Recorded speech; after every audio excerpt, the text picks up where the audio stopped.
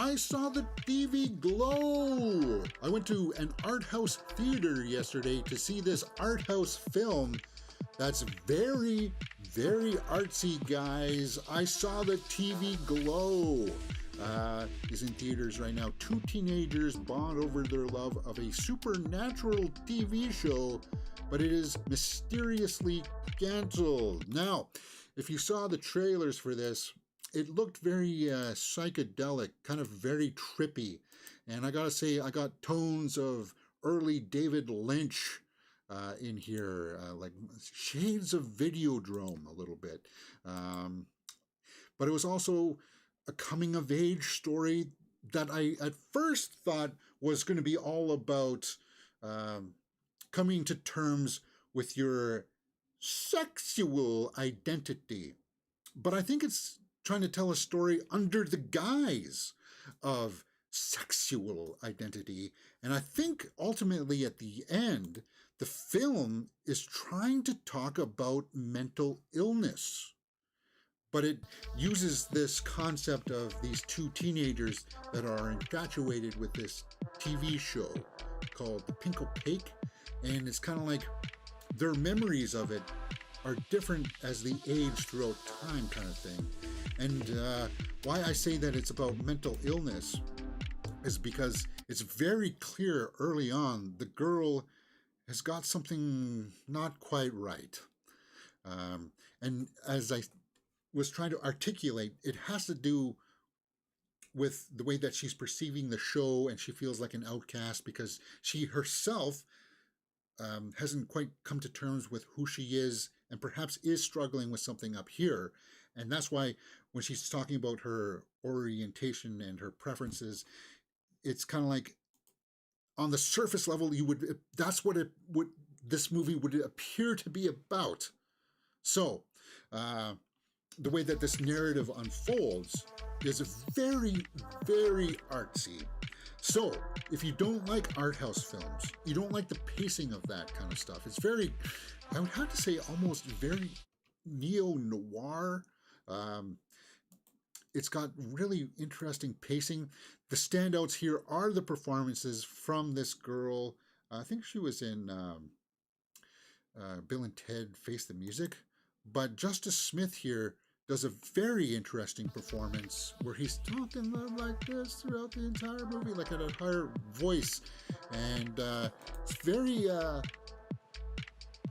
it's very interesting. You're like, I don't know if I like this. Can he sustain this throughout the entire film? Justice Smith, yeah, right. Bridgette Lundy-Paine is Maddie. And it flashes through different time periods. That's probably the best part about it. The worst part is its messaging and the way that things unfold. Now, I call this an art house film. It's for the very, very artsy type of folk. Me saying that will probably turn off and make you say, well, how dare you call me an artsy-fartsy person? But this is like the audience that is meant for, because this is not a mainstream movie. And based on that, I am going to rank it and critique it on a different scale because of the narrative unfolding in such a way where it's kind of like, we now cut away for a musical number that's sort of like a music video. And I dug it. I liked it. In fact, it is totally worthwhile to look up on either YouTube Music. I would say YouTube Music because that's what I have. The soundtrack, because it's got some very interesting needle drops. Psychic Wound is the one that stood out for me. I'll give that the old thumbs up. But you can tell, like, we're watching an indie kind of film here, and it's going to incorporate a lot of indie other types of art, such as music and TV shows and stuff like that. And I felt like I'm digging what I'm seeing here, but it is a tough watch. It's not something where you'll be like, I appreciate the artistry going on here, what the director's trying to do. I do. But it's not something that you'll be like, it's not like a Videodrome. It's not like Lynch style, but there are things in there that you can see. Okay, this is what I can see where you were inspired by these things, right? Um, but at the end of the day, I think it does come down to mental illness. Um, she's got a really powerful monologue here in a tent sequence where she talks about life and her perception of reality and stuff like that, where I think it becomes painfully clear it's about mental illness. I saw the TV Glow. Let's pull up my score sheet here because it's going to be a little bit different to go through because of those aspects that I talked about, where it's not the same as like a traditional style film. So,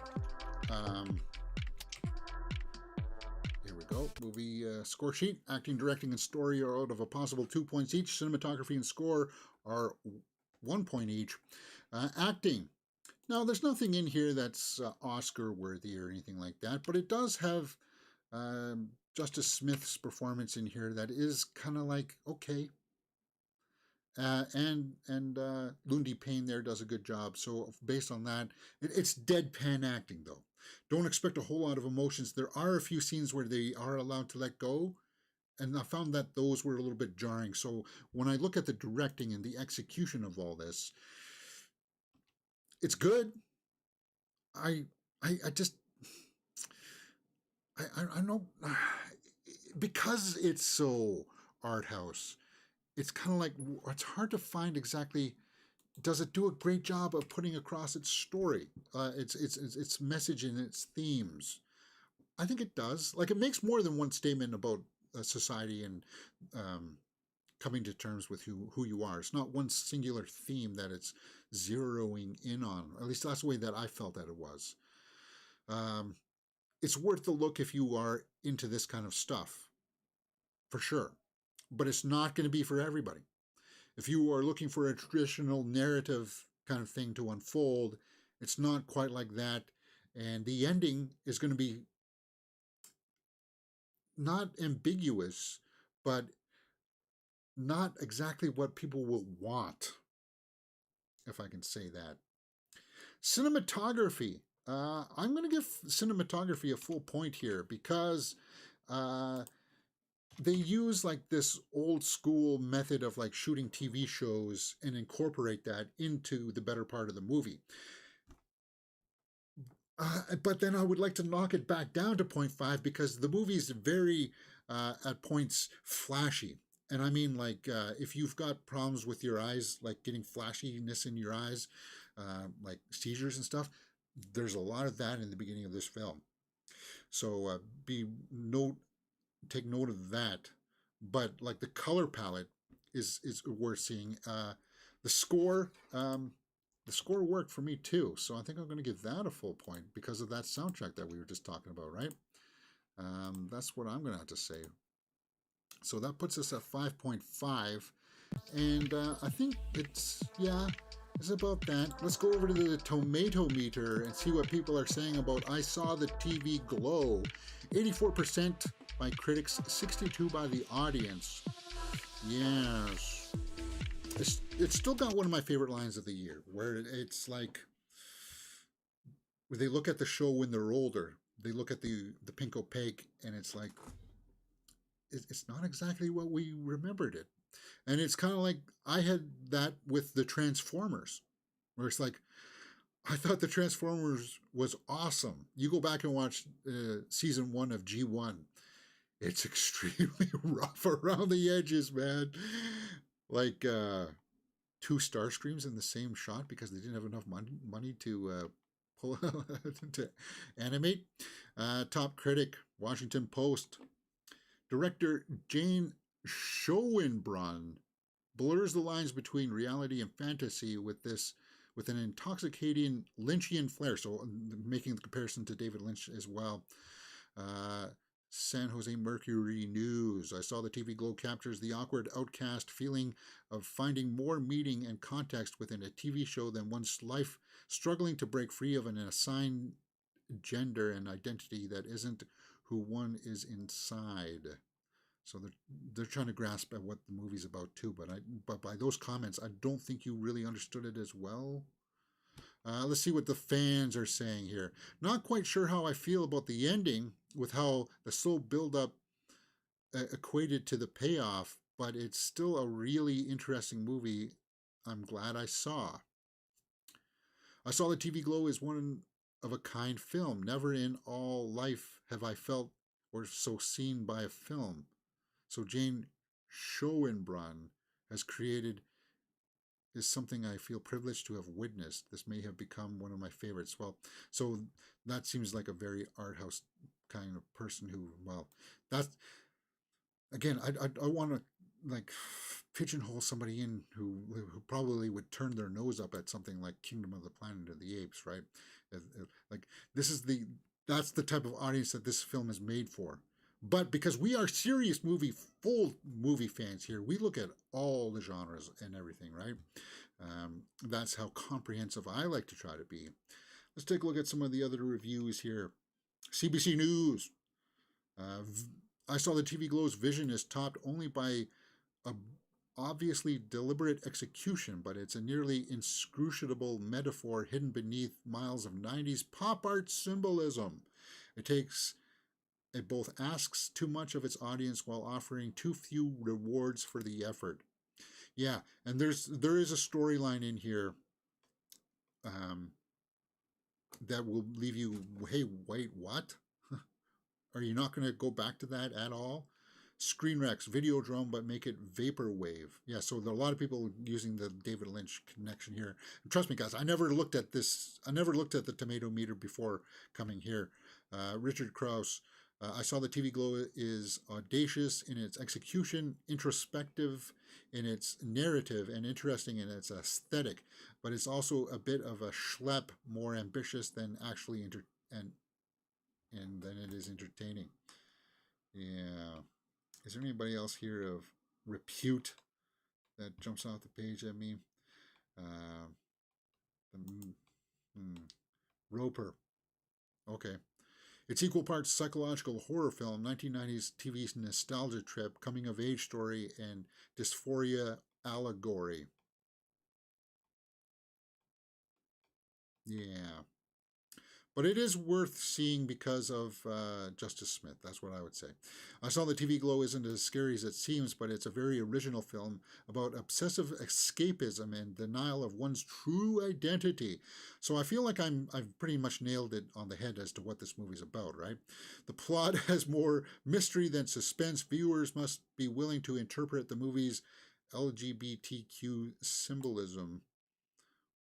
And I thought I did a fairly good job of interpreting that myself. I thought I did. William Bibbiani, it reaches inside your imagination and stirs it around, making new connections between familiar concepts. It's not just great, it's fascinating and revelatory. Well, I don't know if it's revelatory is a bit much for me. Because as I said, it's a bit of a tough watch. And there are parts in the middle of Act 2 where I was looking at my watch going, okay, where are we going with this? Give me something cohesive that will sink me in and make me want to finish watching this. And it does, but it just takes a little while. It's missing some beats, I feel. Matt Donato, I saw the TV Glow as a melancholic dedication to a generation raised by surreal television, unrealities, and suburban decay. Okay. So, you get the impression. Yeah. Now, I'm not as high as, say, the critics with this. The critics really like this at 84%. I'm not there. I think I'm probably going to be a little bit more towards what the audience is saying. Not 6% though, because we're already sitting at 5.5. If you are curious about this, it's worth checking out at least once on streaming. 6 out of 10. So maybe I am with the audience. But I don't know if this is a theatrical experience. And because they use TV shows I would say that perhaps maybe it would be better received on the smaller screen. Fred Durst shows up as the father in a couple of scenes. Okay, wasn't very impactful of a performance. I saw the TV Glow. It's not a terrible film. It's nowhere near the best film of the year. Like I'm sorry, Doom Part Two is still taking the cake on that one, guys. Um, because it's a, but these are two very different types of films. Like if I were to rate this on a Dune scale, it would be below 5, and I'm not. I'm being I'm conceding some stuff here, and a lot of it is in the story and the way that the story unfolds narratively. And I'm familiar with noir. I'm familiar with abstract storytelling, narratives unfolding in different ways. So while I could digest it, I don't think everybody could. So there you go. I saw the TV Glow. I'm not um, ungrateful or I never walked out of it going, oh God, that's terrible. Like I just did for The Strangers Chapter 1. I talk about that. Yeah. So if you like these movie reviews, guys, we just did a review for If, and we do this live. So yeah, 6 out of 10 for I Saw the TV Glow. Um, what do you guys think about it? Let me know in the comments below and we will talk about it. And if you do like this kind of stuff, guys, come join us here on Mirror Domains where we talk about stuff like the new Superman suit. We do trailer reactions for this, well, The Rings of Power Season 2 and House of the Dragon Season 2. Megalopolis trailer. Hey, you like abstract stuff. Francis Ford Coppola is going to deliver something like this. Ilk coming soon. We'll talk about one of the worst movies of the year, The Strangers Chapter 1. Oi! You want to see me not like a film, go check out my review for that because I was unkind. And of course, then we just did our review for If, and now I saw the TV Glow. Movie reviews for one of my favorite movies of the year, Kingdom of the Planet of the Apes. We did series reactions for Fallout. And of course, then we do movie news throughout the week where we talk about all the trending movie news headlines of the day. So if you like what you've seen, hit that thumbs up button, subscribe, and I'll see you next time right here on Mirror Domains.